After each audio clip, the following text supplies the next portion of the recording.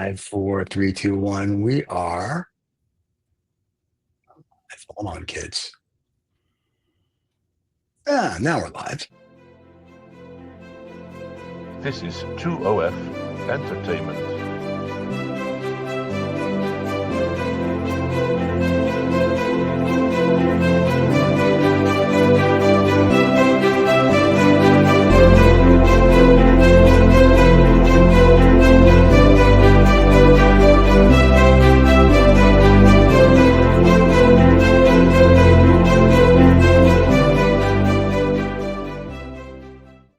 Hey, and we're back. Who knew? Who knew? Not even us. The opening of the split personality. You have the dual face, the guy with half a glass. Yeah. That was done by from Rusty's Art on our channel. A gentleman named Rusty Hayes did that. He said he painted. David has it behind him. He did a half a face of David and a half a face of me. And I'm like, David's like, that's going to be the logo of the channel. And I'm like, really? That's the logo? I know you're trying to scare people. Apparently, it is. So it's Halloween 360 days a year here at 2OF Entertainment. Apparently, so there you go. Yeah.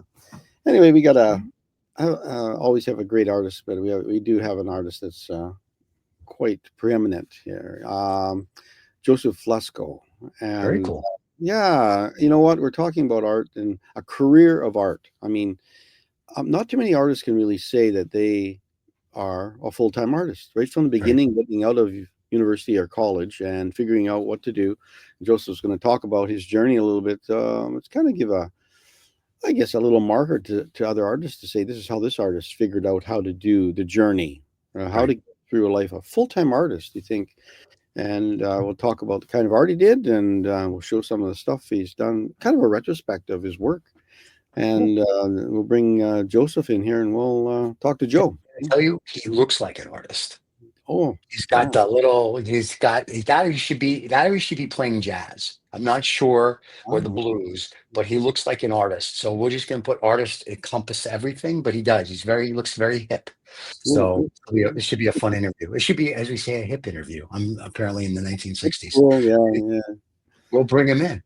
Joseph, welcome to the show. Well, thank you for having me. Yeah, my pleasure. I'm going to disappear. I'm going to let you and Paul talk about art. You have a great interview, and I'll see you at the end. Okay, thanks. Yeah. Good day to you, sir. Good day. Yeah, how do you? Nice and sunny out here today. Yeah, well, can't tell by what I've got here. Sunny. It is sunny here too, as well. But we got a little bit of snow, and we still got we're in the melt, a slow melt. Yeah. They kind of give and take with weather around here. Same here. I mean, we've had snow in May. I've been in Calgary, and you've had snow every month of the year. You can get snow in Calgary. Yeah. Anyway, we had a pre-conversation the other day a little bit, and I appreciate you taking the time to do that. And now we're going to share with people a little bit about, I prefaced a little bit coming in the intro that the art journey is really difficult for a lot of artists. They're really understanding to find their own way of doing things. You found a way your whole life doing your art, and I guess that's what we're going to do today. We're going to talk about you and your art and where what you've done and where you're going, and we'll just talk about some of those kinds of things. Can you start us off by just saying kind of a quick synopsis in the beginning, like the beginning parts of your art journey, where it started to start with? Where were you influenced to start with? Well, I've always drawn. I mean, ever since I was a little kid, I've always drawn. And I went to separate school, and I was known as the artist there. So every time we had holidays, Christmas, Easter, that sort of thing, Joey the artist got elected to decorate the blackboard. Right, that was the sort of thing. Joe's the artist. It's something that I've always done, but I never dreamed of a career in art when I was growing up as a teenager. I took art as an option in high school, but at the same time, my intentions were to go to university and not make a career out of art. And I was halfway through grade 12 when my art instructor, Mr. Agnew, we affectionately called him Rembrandt behind his back, but it was a very affectionate nickname. He asked me if I had ever thought about going to OCA, Ontario College of Art, and I said no, I hadn't thought of it. And I decided I thought about it a little bit and said, well, why not? At that time, to go to university, you needed grade 13, and I was really sick and tired of high school and academia and all that. And I thought, why not? So I applied for art college and got accepted. And my intention at the time was to go into industrial design. And first year was a foundation year, and you took a bit of everything. And it was a few weeks into first year when I wandered up to the third floor, the drawing and painting department, and I saw this young guy sitting on the floor with his arm around his girlfriend, and they were just chatting away and smiling, and they were happier than hell. And I thought, well, that's it. I'm going to be an artist. To hell with it, right? So it turns out I made the right decision, but not necessarily the right reason. So, and that was the beginning of my journey. Yeah. Yeah, I think we have to be somewhat naive a bit in the beginning. You got to be young and naive a little bit too. Well, for sure. Yeah, I think. And romantic. I mean, this whole sort of romantic appeal of the artist, and that sort of thing, without really thinking about, well, how am I going to make a living? I mean, that never occurred to me. Making it just, well, I'm an artist. I'm an art. It's the environment that you're in at the time, all the creativity around you. You don't look down the road and say, well, what am I going to be like in 20 or 30 years, But Yeah. I'll tell you something. When my daughter Amy went off to university, one of the things I said to her is, whatever you do, find something that you really like to do. Don't go after the money, because when you're 40 years old and you get up and go to work, you better enjoy what you're doing, So, Right. so I gave her that bit of advice because I never thought about that when I was her age, going off to school. Yeah.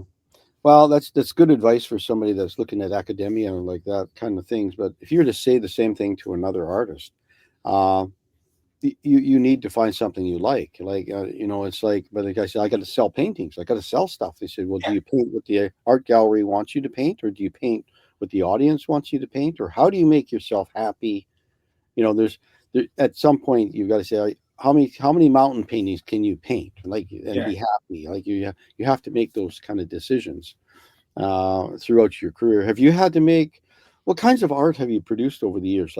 What kind of, I guess, art type jobs? You haven't sat in front of a canvas all those years, I'm sure. Well, no, when I first, when I graduated from art college, it was just a diploma what do you call it? A graduation diploma. There was no degree. It was just handshake and good luck. And I thought, well, I'll get a studio and sell a few paintings, and how difficult can that be? Well, I certainly found out.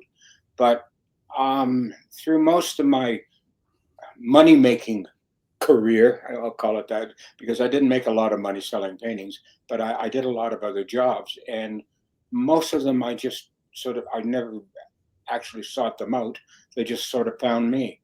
Like I explained to you yesterday when we were chatting, when I got out of art college, I accidentally got into the display business, trade show business. A friend of mine got a commission with a display company in Toronto to do some sculptures for the Science Center. And he called me up one day and said, Joe, they got this big scrim they need painted for the Museum of Man in Ottawa.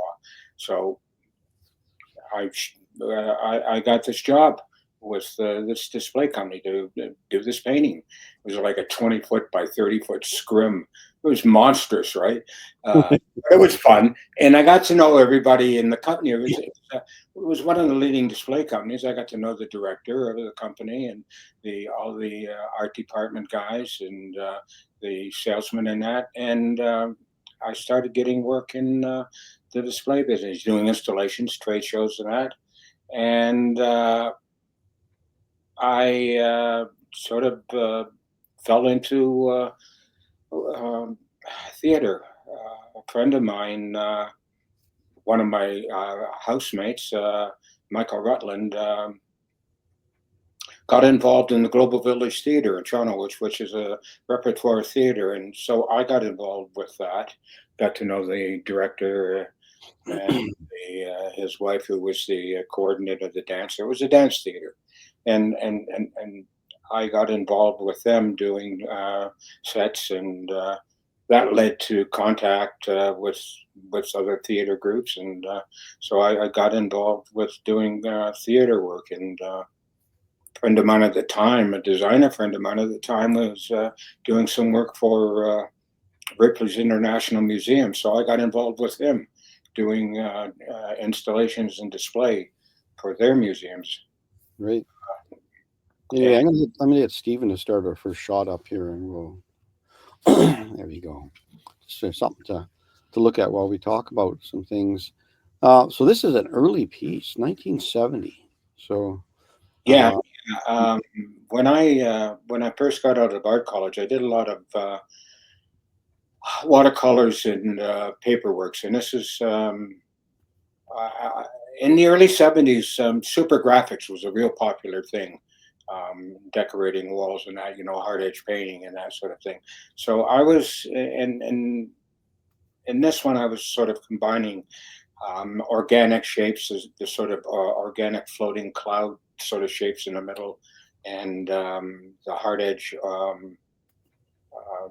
color shapes. And this sort of theme has popped up throughout my entire career. And my latest works that I've been doing have been a combination of hard edge geometrics with organic shapes floating. It's just the comparison the two opposites. It's like night and day action versus inaction. yeah, yeah. No, so this cloud motif, it kind of it's still with you. Oh yeah, I got interested in clouds when I got a summer job in 1969 at a summer camp, and I had to take the boys on a canoe trip, art trip in Algonquin Park. Oh And no, not the boys. I can only imagine what happened in that. yeah, yeah, they dropped me off for a week. See you in a week. Stay alive, and so I did want to do the Tom Thompson thing, or the landscapes, and I started drawing clouds. There are a lot of clouds there, and I've always sort of been a bit of a dreamer, and clouds are sort of a daydream, a reverie, and they've always sort of found a way in my work.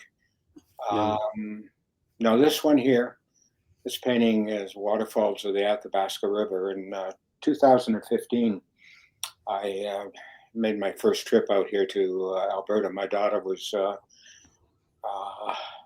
she had graduated from university with a master's degree in resource management, and she was working with the government of Alberta here in Caribou Recovery Program. So I decided to come out to visit her for their Thanksgiving weekend, and we met up in Jasper and spent the weekend in Jasper in the park. And I took probably about 300 or 400 photographs of the park, the mountains, and the river, the Athabasca River, a lot of waterfalls. I mean, I'm not a landscape painter, but I was impressed with the park and that. So when I got back to Toronto, I did a small series. I did three paintings of waterfalls, um, and I still think I have all these photographs on file. Maybe one day I'll do a whole series on mountains, but never got around to it yet. But I mean, if you look at my motifs in my paintings throughout my career, I've I have so many different interests that I've painted over the years. I mean, I did one series called My Monets, which was a homage to Claude Monet. Um, and I did a whole series on portraits, real and imagined, and I did a lot of early in my career, a lot of figurative stuff, and I gradually moved from the figurative to the abstract. I guess it's just a matter of my mind expanding, from Right. literal to the possible, to the Do you find your palette is minimizing now? Like you're a colorist, but as far as your subject matter, is it becoming more minimalist? I know oh you're no, oh no, the opposite. I consider myself a colorist now. I have over 120 colors in my palette, and I remember watching a video recently of this woman who was doing a landscape painting, and she's, well, I only have 12 colors in my palette, and I thought, what? You only have 12 colors in your palette? Well, that's pretty limiting. I mean, if you know anything about paints and the manufacture of paints, for example, you take a certain color like cerulean blue. Every manufacturer, cerulean blue is slightly different. I it mean, is. in hue. So might have 5 or 6 cerulean blues. 3 or 4 different cadmium red lights, and they're all slightly different. Yeah, So, and then there are all different colors that certain manufacturers only make certain colors that are quite unique to them. And right. you know, Yeah, cerulean was one of those colors. It's a very difficult color. yeah, Sometimes it's a little too aqua. Next time it's a little too green, a little too, like there's a lot of, and it's tough. Like you said, different manufacturers are. I've had some where you've painted cerulean, you run out of paint, you go to get another tube, it's not the same, yeah, and you're trying to find that same color. It doesn't seem to matter what you mix with it, what you take away from it, but you can't get the exact same color unless you stay with that manufacturer. yeah. And I think that was I used to have that. Used to have Stevenson's paint at one time. Well, I Uh, know Stevenson's, and I'm sorry that they've gone out of business. yeah, yeah. I think so many artists miss um, that paint. It was relatively inexpensive, but it's a Canadian manufacturer and a family business, and they closed the doors one day. And it Yeah. was like, so I still hoard a little bit of their paint that Well, I I have. have a very large tube of their phthalo turquoise, which is so unique. I've never found that color. Any other manufacturer has made anything close to that, and I still have half a tube of one of these really large tubes. Well, those paintings you have to charge a lot more for because it's that one. Yeah, yeah. It used to be the way, wasn't it? When you had blue put into your painting in the Yeah, well, 18. it's like in the old days, lapis lazuli. That was how they judged the career of the artists here in the Renaissance. How much lapis lazuli blue they used, because it Yeah, was quite an expensive yeah. pigment, right? Well, I think, and then when you did the portraits and garments that were made in those, like the Blue Boy that was done, and stuff like that, it's it showed that you had some money, right? You had blue in your painting. Anyway, Well, just speaking of paint and money, I remember a few years ago, a friend of mine in Toronto um, uh, had a art supply store on Queen Street, and David was his name. And I went in there one day. I was going to buy some Aurolian because I didn't have any in my palette, and I went in there one day, and and David said, "What do you want, Joe?" And I said, "I want a tube of Aurolian." And he said, "No, you don't." I said, "Yes, I do." And he said, "No, you don't." And I said, "Yes, I do." And he said, "No, you don't." And I said, "Okay, why don't I want it?" And he said, "Because it's $95 a tube." And he says, "You're right, I don't want it." yeah. So Well, I've never used Aurolian. For those who don't know what it is, it's a type of yellow. It's a very sort of unique color, but I got by without it. yeah, I think some of the old European artists used to use that. That was their go-to, yeah, one of their go-to yellows that they had to. I mean, there was, um, Anyway, there's some artists that have purchased up all that certain colors that they like, make sure they have enough in their palette to last them years. Yeah. And yeah, there was something. So this piece here. Yes. So we're talking. I see, surrealism a little bit coming into your work, and it's probably always been there a little bit. So this is like a landscape and a landscape, and there's this square window. Well, yeah, that square window, the top one is actually a photograph. Now, I've been Oh, photographing clouds for years and years and years. I've got, you know, thousands and probably tens of thousands of excuse me. uh, photographs of clouds on my hard drives on my computer and on flash drives and that sort of thing. Like I said, I've been photographing clouds for about 30 some odd years, and I don't know when I started with these gluing these photographs on the paintings, and because I was thinking about that last night. I was lying in bed and thinking about it. He's probably going to ask me a question about this. And when did I start?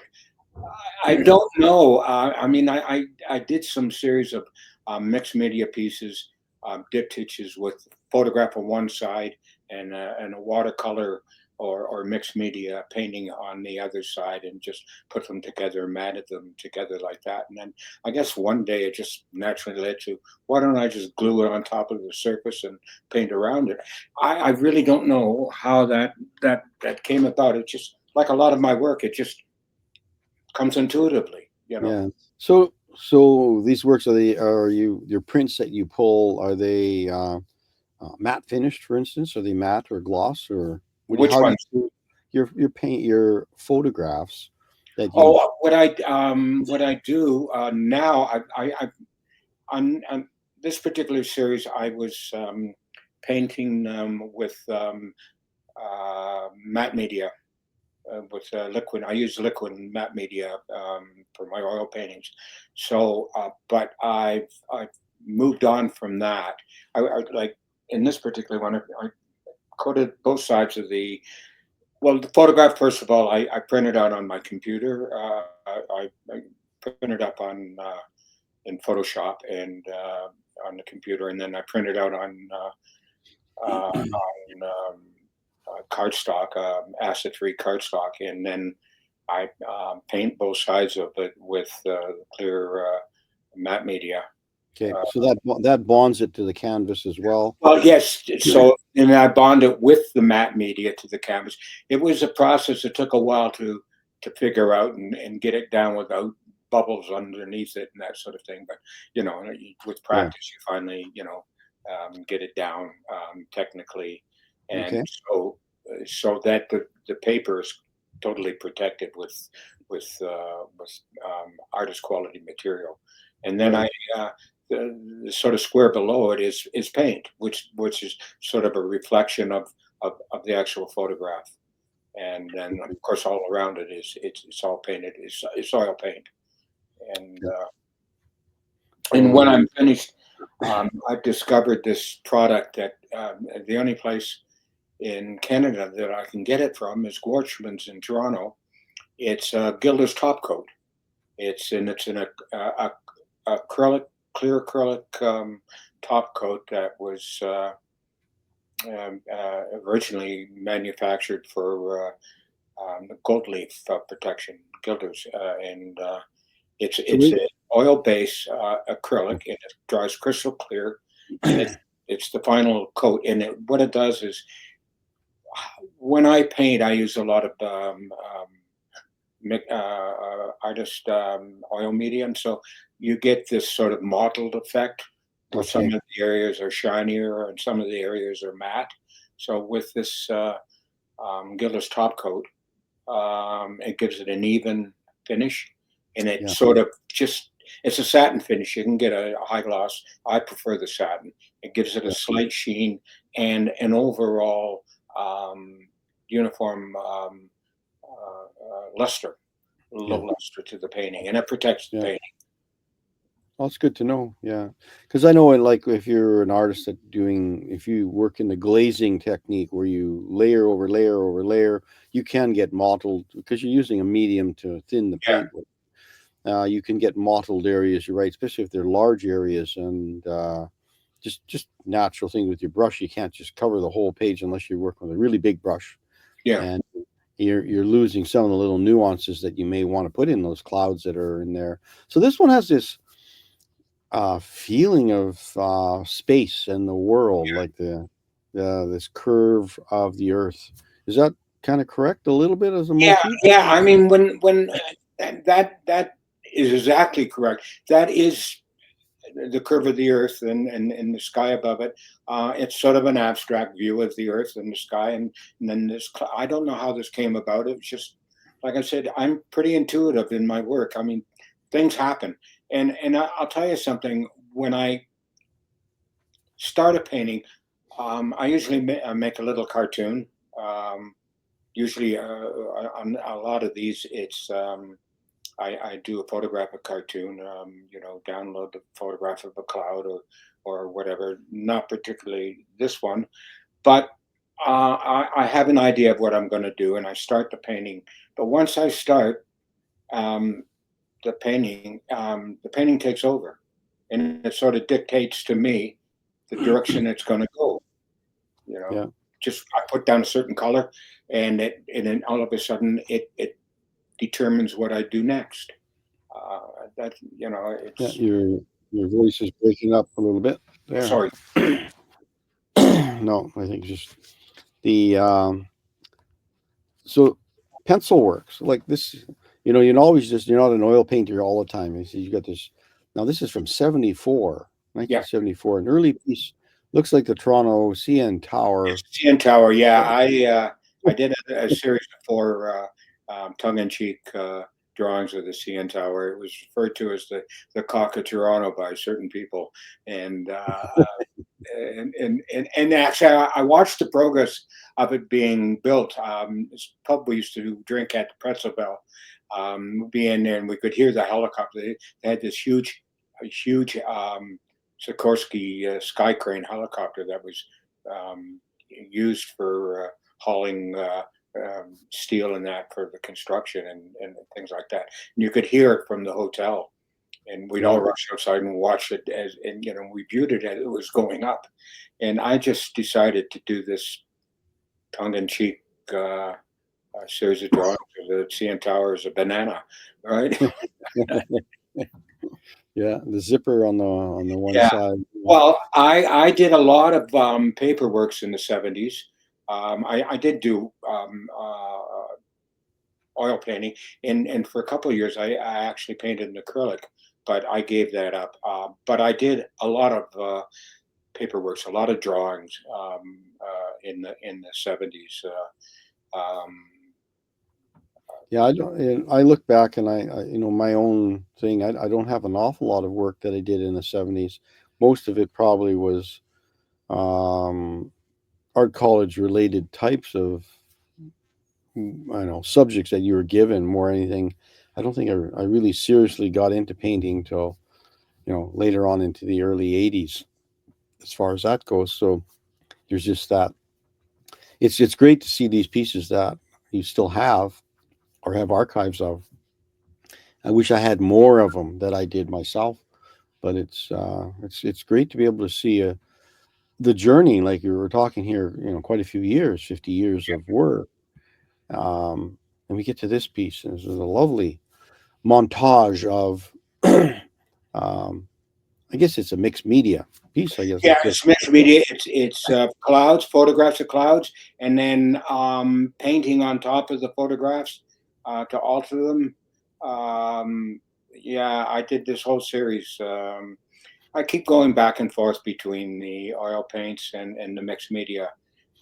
These were paperworks, um, and they were mounted on and matted and framed behind glass. Um, but basically, these are just photographs, Right. which um, in this case, I no longer use the mixed media. What I did was I found I guess it's an industrial quality acrylic spray. You pick it up at Home Depot.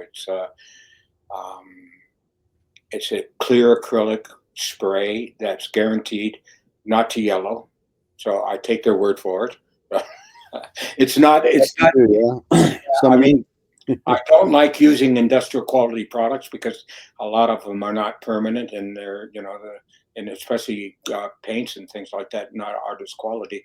They're fugitive color, which means that they'll fade with really fast. But this seems to work well. It's crystal clear. It dries matte, and so I spray both sides. So the the um, the paper is protected from, Yeah. and they're mounted behind glass. Yeah.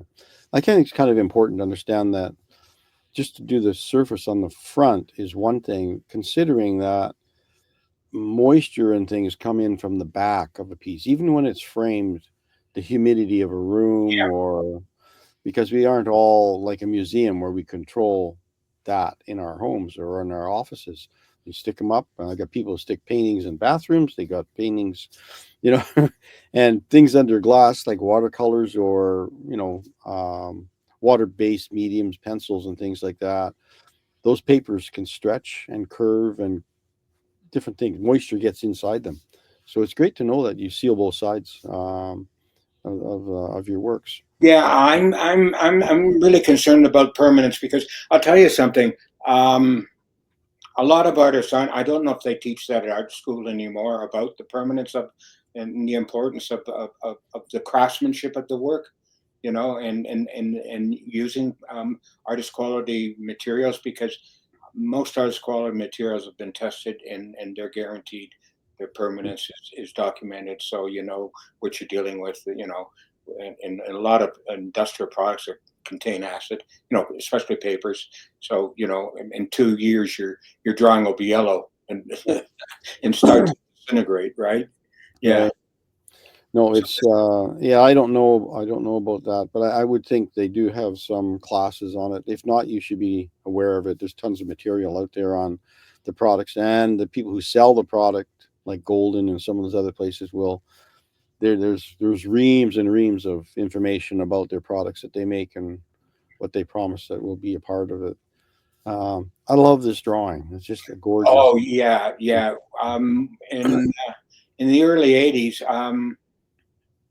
I had a studio in Parkdale for a couple of years, from '81 to '83, and I started having drawing classes every Thursday evening with a few friends. And the building I was in, it was bought up by Jeff Armstrong, who's an architect painter, and it was an old creamery, two-story creamery, and it was only artists. He only allowed artists to rent studios and live work studios in this building. And so there were a few artists in the building that came, and a few of my friends. So we'd have about 8, 10 people every Thursday, have a few beers, and do some drawings. And I'd hire the model, and models would come over, and we'd do these drawing classes. So yeah, so I titled this one for Nancy because a friend of mine, Nancy, bought it. So I said, "Well, this is for Nancy." Yeah, it's a mixed media piece. It's graphite, pencil, acrylic, watercolor. I don't know. Yeah, we did a lot of these. Yeah, no, and I think that those are the fun things. We go to a drawing session on Saturdays, but we don't have any beer, but I think there's coffee. Well, we had a beer store two minutes away and a liquor store 1 minute away. Now, I'll tell you something. This is really funny.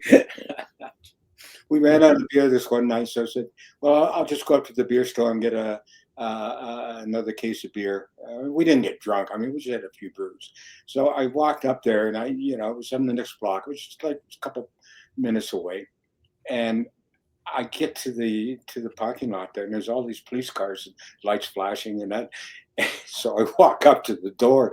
There's a cop standing outside, and I said, I guess there ain't no chance of getting any beer. And he just looked at me and he said, I won't say what he said, but it was quite rude. He said, "Get the F out of here, you A." I found out the next day 2 guys walked in with shotguns and robbed the place. So Oh yeah, we didn't get any beer. you didn't get your beer. Oh man. It was Yeah. pretty funny. Well, somebody wanted beer more than you did, I guess. Yeah, well, I did. Yeah, I think. Yeah. No, it feels very Japanese to me. This piece. Yeah, And well, it is. Yeah, she had a Japanese kimono, and I did a few drawings. I call it my geisha series of this modeled in the kimono. yeah. Yeah, No, it's a lovely piece. Yeah, they can see those influences that were there. The geisha part. Yeah. So here we are. So are these oil paintings? There's no photos on this ones, right? no, no, this is oil painting. Yeah, this is a whole series that I'm working on now. The left is sort of greenish. It was inspired. I've been collecting photographs of the Northern Lights for a few years now, just taking them off the internet. And actually, last summer, for the first time in my life, and I'm so happy that I actually got to see the Northern Lights here in Calgary, live and in person one night. I've been intrigued by the Northern Lights. So the left half of this panel is inspired by the Northern Lights, and the right half is inspired by my love of the cloud. Yeah. I just combined the two, and I did a few with combinations of the Northern Lights and just clouds. Yeah. So when you paint, when this is just a crazy question, but when you paint these things, do you tape off your canvas on half of it to start with, Yes, and I then do. Yeah. paint it to it, and then go back the other way? Yeah. Yeah. Well, what I do, uh, I I have a overhead project. I'll tell you something. When I left Toronto a few years ago, I left a lot of stuff behind it, and I had one of these old school overhead projectors. You know, those big cast iron ones, those Yeah. monstrous things. I left that behind because I couldn't bring a lot of stuff. So I've got a cheap overhead projector. What I do is I take photographs of clouds or whatever, and I project them and do a rough drawing of just the outline of the cloud on the panel, um, as opposed to drawing them freehand. You know, Right. projector is just another tool that I use in my creative process. You Yeah. know, and Whatever works. Yeah. yeah, Whatever and works. then so I just tape off the one section with masking tape and proceed. Usually, I pretty much finish one half before I do the other, but sometimes I work back and forth, take the tape off and let the one section dry, and then tape it off and work on the other, so that I'm, Yeah. counterbalancing the painting as I go along. Yeah. No, it's got a lovely feel. I love this. It has daytime, nighttime feel to it Yeah, yeah, without being dark. It just it's very ambient. trying to get that phosphorescent feeling in Yeah, your. especially the green. I don't use a lot of green. I mean, I have quite a few greens in my palette, but um, for a long period of time, I didn't have any really need to do or use green in paintings. I mean, Yeah. and then I get into a period where I start doing the green red. This sort of thing. Mm. But yeah, it does have that, and some of the greens that I have are they're not fluorescent, but they do appear fluorescent. They have that sort of sheen, that sort of mysticism about them. Yeah. Yeah. I've tried to stay away from fluorescence. They're a little bit more fugitive as far as that goes. Yeah, there's I can't remember who it was. There was an artist. I remember it back in the when I was at art college in the late '60s. There was a I don't want to name names because I can't remember who it was, but it was a Canadian artist, and he had a show at the Isaacs Gallery, which at the time was the big #1 gallery in Toronto for for artists. That was the leading gallery, so to speak. And he had this show of abstract paintings, and they were all sort of Dayglow paintings. And he got rave reviews, but by the time the show was over, after 2 weeks, they had faded because it was all industrial paints and in fugitive color, right? And they all faded. Well, today that's apropos because it's like they're into just using elements that whatever they to put the piece together. It's only good for the moment. Yeah, It's meant to fall apart. It's meant to, and you have to accept that. But as a consumer buying these pieces, you're wondering, are you willing to accept the decomposition of your piece that you spent money on buying? Because it's not archival. They're just using cardboard and paper and glue well, and yeah, whatever. and this is what I mentioned earlier about the craftsmanship. If you're going to take the time and energy to do the work, you want it to last. And there again, you mentioned, if you sell the work, because I remember a couple of years ago, seeing a story about an artist who was being sued by one of his clients because the painting disintegrated, and they were suing the artist because they alleged that he knew that the painting was impermanent, and would disintegrate. And I'm on Facebook quite a bit, and I see people posting these photographs of their work on cardboard pieces of scraps of cardboard, and I'm thinking, I mean, it's cardboard. It's not going to last a year or two. I mean, why would you want to spend your time Yeah. uh, and energy painting on a surface that's going to disappear? Well, you talk about that, but there's a lot of like Picasso's constructive stuff that he made out of cardboard and those things. They're falling apart. The horse glue is falling apart, and anybody the museums that have these in their huge archival bills. I mean, they're trying to reassemble these pieces to be exactly like they were.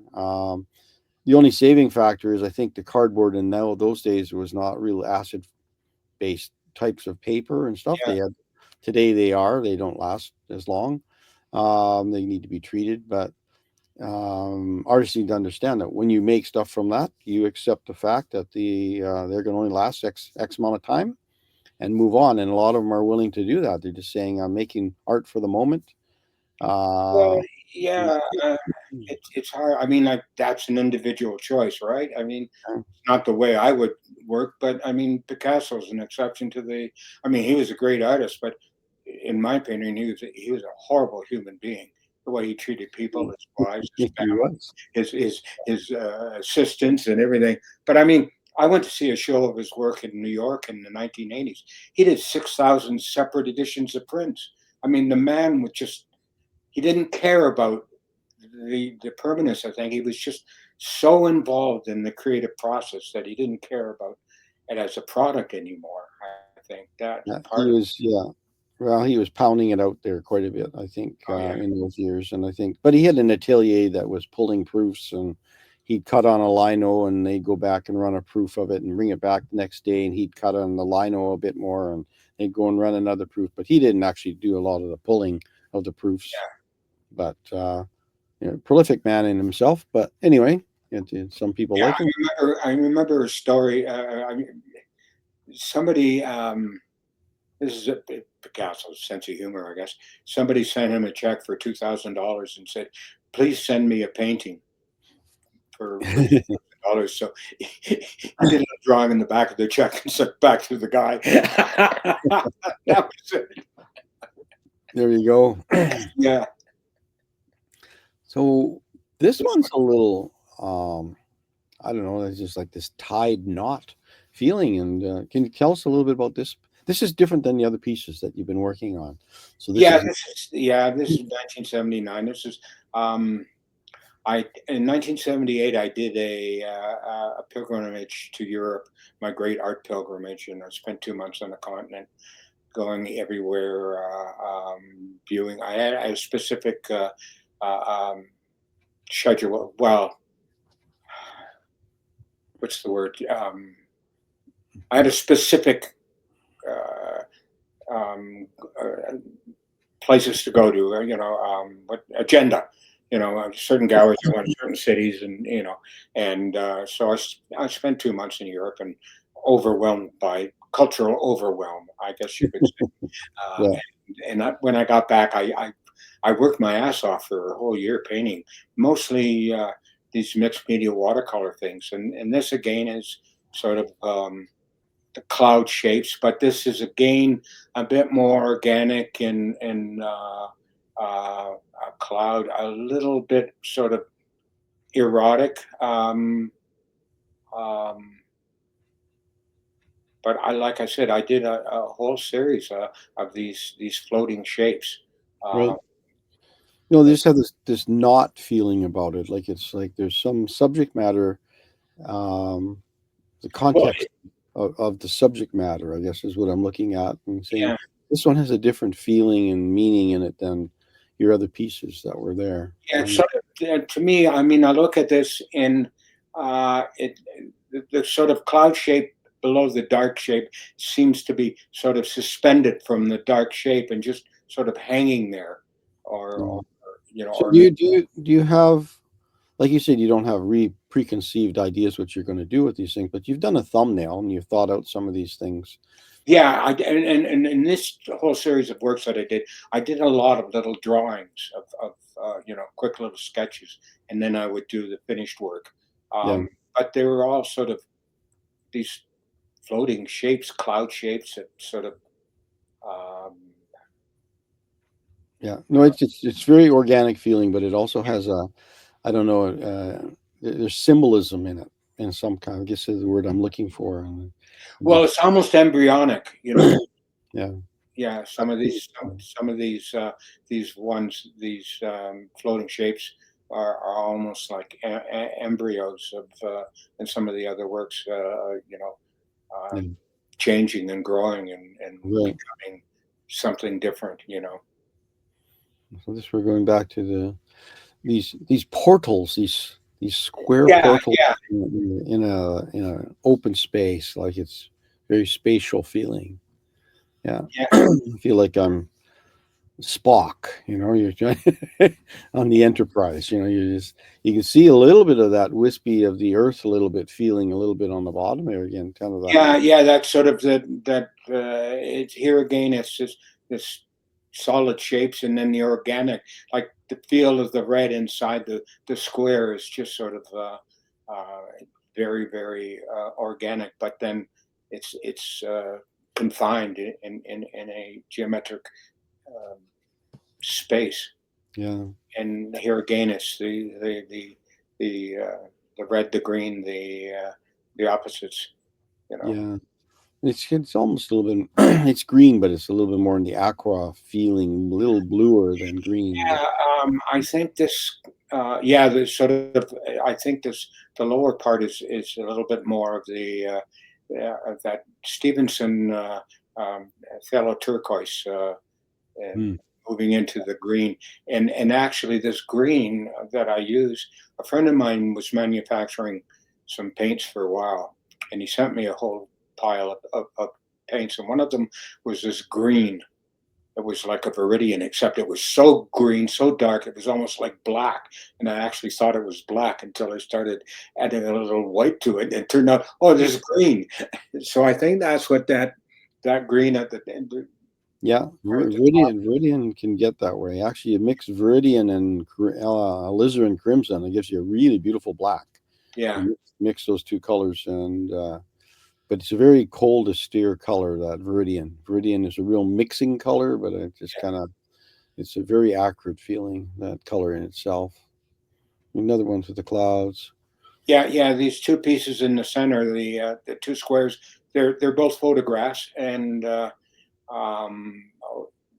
top one is this is a photograph of reverse of the bottom one, and just the dimensions changed, which I alter on the computer in Photoshop, or just in I change the dimensions, width versus height. And I do that quite a bit with photographs, just to see how flip them vertically or horizontally, or change the dimensions to and that alters the feeling of the photograph. So and there again, these ones are they're all protected, coated with the acrylic medium, and Right. painting around it, of course, is oil. I don't Mm. paint in acrylics anymore. I haven't been for years. I Yeah. just Yeah. I paint in oils, and for a few years I was using. Oh Christ, I'm having another senior moment. Um, Oh, we can go on. Don't talk to me. I use Liquin matte media Yeah. for my medium right now nowadays, but I also use a gel Yeah. sometimes. Lucite, that's the material, the medium that I was talking about that I used in the 70s, uh, Okay. which is but I found out that lucite yellows after a Yeah, a certain. lot.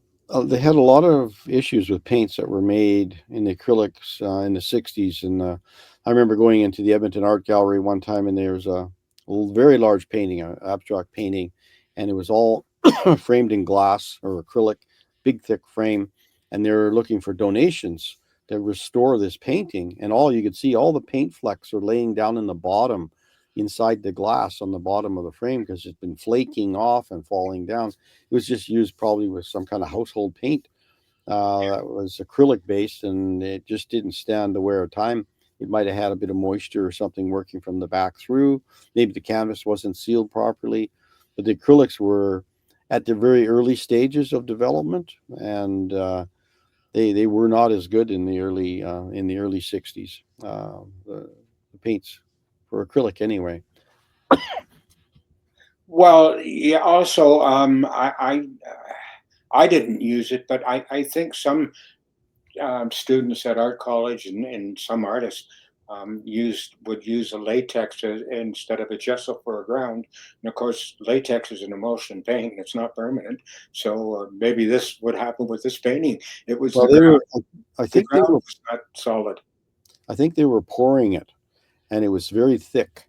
Ah, Like they were pouring, like it was an abstract. They were pouring this big paint, and those big chunks didn't adhere yeah, uh, very well, and they were flaking and falling off. This wasn't just brushed on; they were actually doing pouring with it.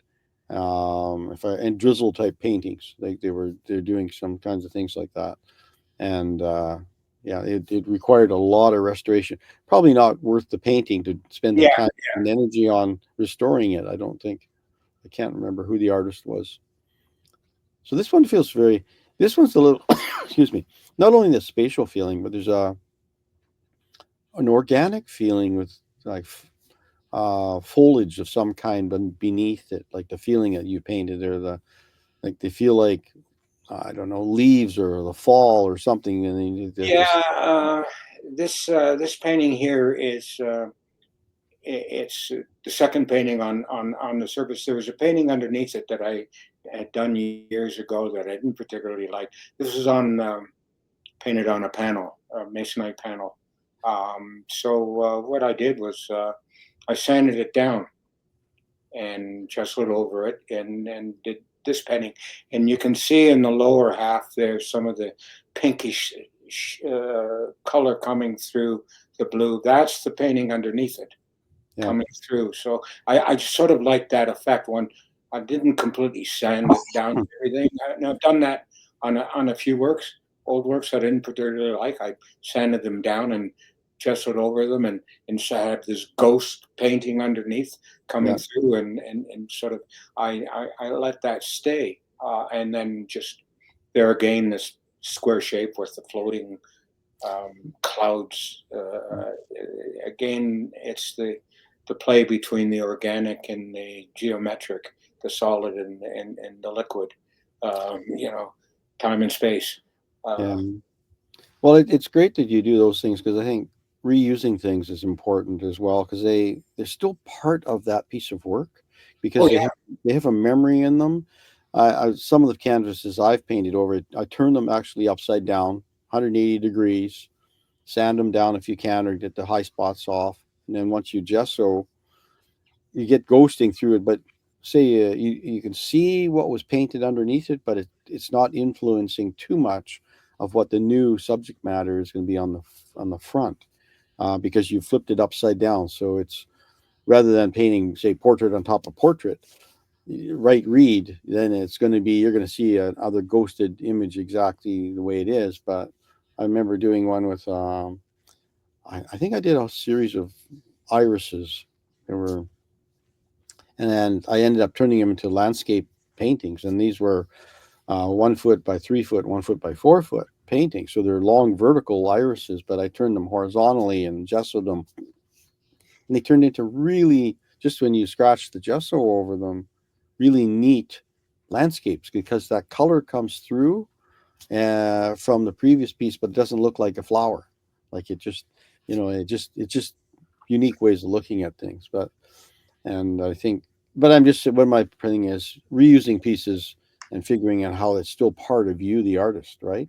It's Mhm. your work, and how one can influence the other. Your previous, I mean, a lot of your works were from the '70s, and I don't remember hardly having anything from the '70s that I painted. It's great that you're able to show us some of these pieces. And then you get this piece. I think I'm in the Sistine Chapel or something. Yeah, this is my museum piece. I worked on this over a period of a couple of years, as you can see, 76 to 79. Right. Yeah. Triptych. These are 4 by 8 panels. I had 3 of them. I bought a friend of mine in the display business had come across all these paintings, set pieces, for I guess for a movie or for something or display. They were 4 by 8 canvases, and he sold them to me for $10 a piece. So I took the canvas off the stretchers. I mean, who could resist it? A 4 by 8 panel, $10. So I took the canvas off, reversed it because I didn't want to paint over the surface there. You didn't know what it was.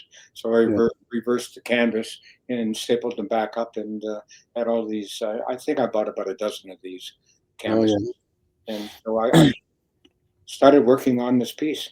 And then there again, you got all these organic cloud shapes in the background.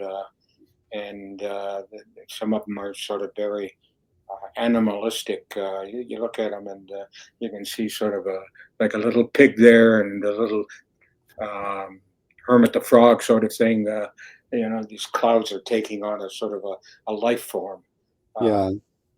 I love works that do that. I mean, it gives life to things. It gives imagination and something new to look at, and you're always looking for, the meaning of things, and they don't have to be. It feels very Salvador Dali. This thing is just kind of a, yeah, I mean, like I said, I've worked on it over a period of 3 years, so your moods change, and your influences change, and so this it's work. a long, it's a long struggle. 3 years on a piece. Yeah, well, It's I've worked on other pieces in between. I mean, it was just Mhm. something. This is that I worked on, It's and complicated. It's complicated painting, and there's yeah, lots going yeah. on. Yeah.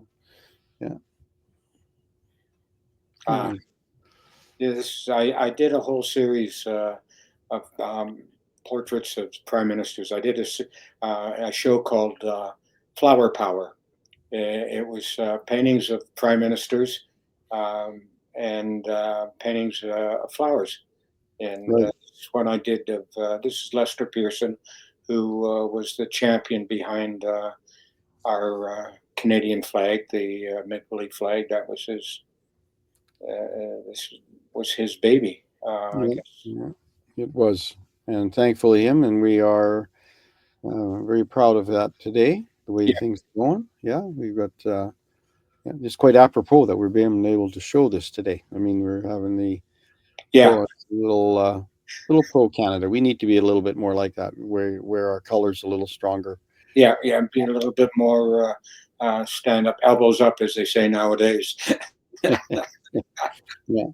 Thank you, Gordie Howe. Right? Well, when I was a kid, I saw him live. I won a trip as a paper boy to Detroit for a weekend, and I got to see. It was 1957. I got to see the Detroit Red Wings play the Chicago Blackhawks and I saw Gordie Howe and Bobby Hull in his rookie season. Right? Wow. Yeah, well, that's a keeper. That's a good memory. And Yeah, yeah. yeah, I met Gordie Howe and when he was 65, and actually worked with him in Saskatoon, and they produced a poster for him and a bunch of things for his Yeah, 65th. he's from where's he from? From Flint Flon, was he? No, he's from Saskatoon. Oh, he's from Saskatoon. Who's He's from actually born in Floral, which is just Oh, out. Saskatchewan. Yes, Yeah, that's yeah, right. Yeah. yeah. His parents lived here, and he was yeah, Mr. Hockey. So yeah, Yep. Yep. yeah. In those days, he was just glad to get a Red Wing jacket. That's what his signing was for. Was to wear a Red Wing jacket. His signing. You can't believe. I said, Gordy, you left. How much dollars did you leave on the table there? My gosh. Well, He never saw the dollars that they get today. well, yeah. I mean, it wasn't, I guess, until the late '70s when Bobby Hull left and joined the World Hockey Association that the money started coming in. I can remember a story. Phil Esposito, even when he was in his prime and he won the scoring championship, he still had to take a summer job at the Yeah, steel mills in Sioux, right? yeah. Well, Gordie Howe was pouring. I think in the early days was they were pouring sidewalks in Saskatoon, and that's what he did. That's why he was so strong in the corners because Yeah. his hands from troweling. They used to hand trowel all the sidewalks, and that was his summer job. Was working on the city cement crew and pouring sidewalks, and he could push you away from that corner, and you come in. He was so strong. He could Oh just yeah, you see photographs of him. oh yeah. Um, Well, I, I Him and Bobby Hull, they were both very very muscular. well, Uh, Bobby Hull. I've seen photographs of him baling or forking, pitchforking hay. He grew up on a farm there in Belleville. You yeah, know, yeah, he a did. friend of mine went to school with him. Yeah, Yeah, this is a lovely piece as well. This piece, well, not you. You're not the yeah. lovely piece, but Thank you. Oh, the blue I sofa, which I is get not that so quite a blue. bit, and I'm a Yeah. lovely piece. what a flower you are. Yeah, there you go. Well, I did a whole series on amaryllis, and I love growing amaryllis. And I don't know if you grow amaryllis at all, or you have them at Christmas time, but I just love the amaryllis, Yeah, and I did a whole series of paintings of amaryllis. This is one of them. yeah. With amaryllis with a sofa. There you go. Yeah. Blue sofa. Beautiful. No, lovely work. Guys, that was great. Now, Joe, here's the question we ask every artist. So, if somebody wants to buy your artwork, what's it cost? From what to what? How do you mean? How do I price it? Well, no, I don't mean this with any. Just I don't care how you price it, but for where does it begin and what does it go up to? Because everybody kind of prices it, I guess, the same. So, if someone says, "Joe, I love your work. I want to buy a piece," what's the A range? small Is it piece to a from large piece. How like much? what's from 100 Canadian up to 10 million Canadian? What's the Uh, range? well, I charge by the square foot. Okay. Okay. So right now, $250 a square foot. But then Okay. that varies, like when this is what somebody told me when I was doing a show. So you put a price on everything, and Right. then you go back and you look at one painting and compare it to the other painting and say, well, why is this one that one? So maybe you adjust the prices. You lower one or you raise one price because one, like you just can't arbitrarily say, well, $250 a square foot. Right. So that's So, just an arbitrary. so would it be safe to say then your art would start around 500 Canadian and go up Yeah, to yeah, for the smaller 10,000? Okay. mixed media pieces, 500, $600. Yeah, And then yeah. for the larger pieces, it would be more, of course. You Very know, nice. you Yeah. know, No, um, that's very and cool. and and we can barter. You know what I mean? Everything's But I mean, negotiable. there's depending on the individual. Yeah, yeah, yeah. When I left Toronto a couple of years ago, I think I mentioned to Paul when we were talking yesterday, the building I got, I was living in, got bought out by developers, and the whole block got torn down. And I sold 5 paintings. It was the most I sold 5 paintings in a show one time earlier, and I sold 5 paintings. I called it my eviction show, right? And I Right. sold 5 paintings, 3 of them, 2 of them to tenants in the building, and 2 of them to the parents of one of the tenants, and the other one to Nice. Megan Fellows. I don't know if you know who she is. Megan Fellows. She's an actress director. She was Anne of Green Gables in that Okay. TV series, and they were doing a movie in my building at the time of the demolition, just before we were evicted. One of the tenants had written a screenplay, and they were filming it. And they used my paintings as backdrops, and she bought one. So, I reduced the prices for a few of the tenants because they Right. were friends and they couldn't afford the full price. So, I mean, Okay. depending on the individual, if they got lots of money and they can afford the full price, they'll pay Sure. for it. But I Yeah. mean, if somebody really loves my work, I'll tell you something. Last year, when I was in Grand Prairie, I spent a year in Grand Prairie, and I donated a painting to the art gallery of Grand Prairie for one of Right. their fund drives, and it got auctioned off only for $100. But I met the Okay. couple it was worth a lot more than $100, but they only paid $100 for it. And I talked to them, and they loved it, and Yeah. I was so happy for them. You know, I mean, the money didn't matter because they loved Right. that painting so much, and I was so happy that I was going to a good home. So it didn't matter. I mean, like, I donated it, so I didn't get any Right. money. It didn't matter to me, but it was so nice that, to see, I mean, that's why we paint. We want to Yeah. share our experience with people and make them happy, and have them enjoy, the work that we enjoy. Yeah. So, Well, your work is beautiful and it's thank you phenomenal. very much. I was watching and was enjoying all of it. So, and we'll put all your links below. I know you're on Instagram and you're on Artists in Canada, so we'll have all that below. So if anybody wants to find you, they can find you. If they can't figure it out, they'll reach out to us and we'll put them in touch with you so they can buy Yeah. some of your art. And there you go. Yeah. And gentlemen, that's it. Another show comes to an end. Joe, thank you so much. Paul, always good to see you. And everybody, have a good week. Don't forget to subscribe and like, tell your friends. And there you go. Joe, once again, thank you so much. Well, Guys, we'll see thank you all you. next week. Cheers, everybody. Yeah, Hang and in there. cheers.